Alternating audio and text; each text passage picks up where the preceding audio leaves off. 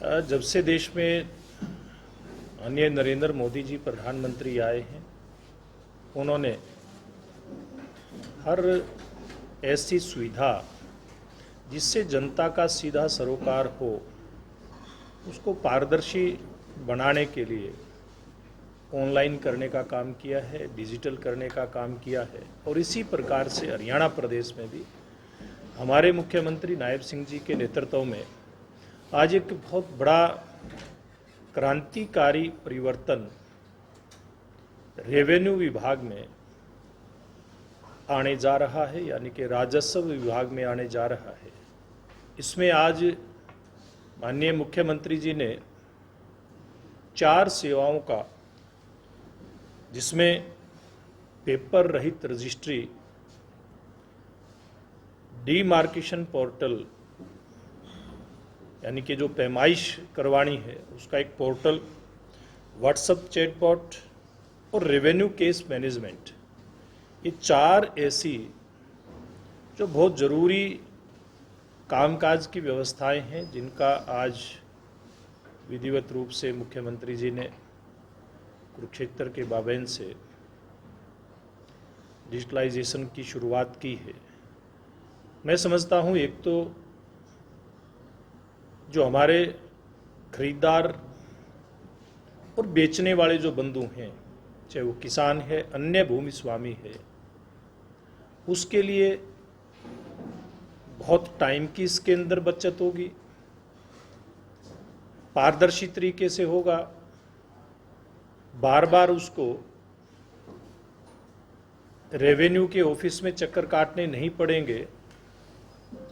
और घर बैठे ही जो उसके पास सारा डेटा उपलब्ध है अपनी जमीन का, उसके आधार पे पूरा रिकॉर्ड वो खरीद बेच का ऑनलाइन तैयार करेगा। और केवल रजिस्ट्री के लिए जब वहाँ पर फोटो होती है, उसी समय उसको तहसील के अंदर जाना पड़ेगा। इससे ना केवल सिस्टम के अंदर पारदर्शिता आएगी, बल्कि सुविधा भी होगी, समय भी बचेगा और भ्रष्टाचार से भी मुक्ति मिलेगी। और साथ के साथ अधिकारी कर्मचारियों का जो एक बर्डन रहता है काम का, मुझे लगता है कि निश्चित रूप में उसमें भी कमी आएगी। एक अगली व्यवस्था जो डीमार्केशन पोर्टल है, यानी कि जो भूमि की हम पैमाइश करवाते हैं, उसका भी एक पोर्टल लॉन्च हुआ है। मैं समझता हूँ, जो ज़मीनों के हमारे पैमाइश के संबंध में झगड़े रहते थे, चाहे वो किसान है, अन्य भूस्वामी है, उनके अंदर भी न केवल पारदर्शिता आएगी, समय की भी बचत होगी और पैमाइश के समय होने वाले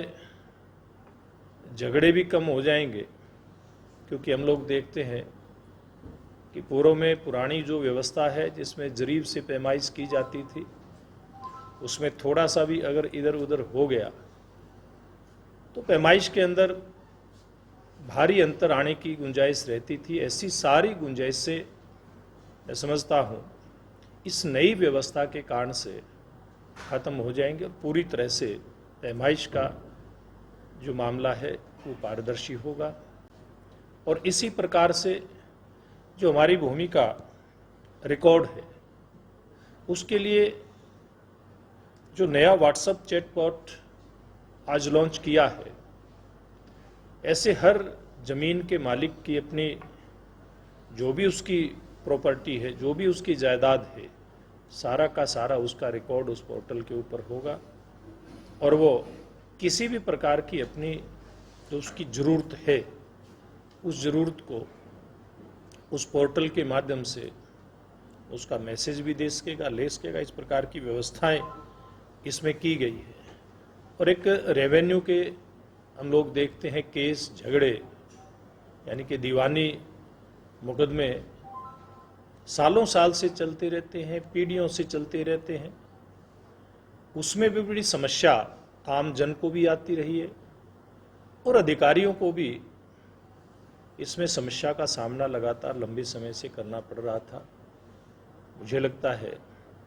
इस व्यवस्था को भी डिजिटल करने के कारण से आम जन को न केवल सुविधा होगी, अधिकारियों का भी समय बचेगा और पारदर्शिता के कारण से भ्रष्टाचार की गुंजाइश भी न्यूनतम होगी। तो ऐसे आज ये 4 बड़े क्रांतिकारी कदम हरियाणा की इस जो तहसीलों की व्यवस्था अगर सीधे शब्दों में कहा जाए उसमें आया है। आम नागरिक को तहसील के चक्कर कम काटने पड़ेंगे और घर बैठे अपनी भूमि का रिकॉर्ड, उसकी पैमाइश, उसके संबंध में कोई इस प्रकार की कि उससे मदद लेनी है, अधिकारियों से कोई जानकारी लेनी है या फिर रजिस्ट्री, ऐसे सब काम उसके घर बैठे हो सकेंगे।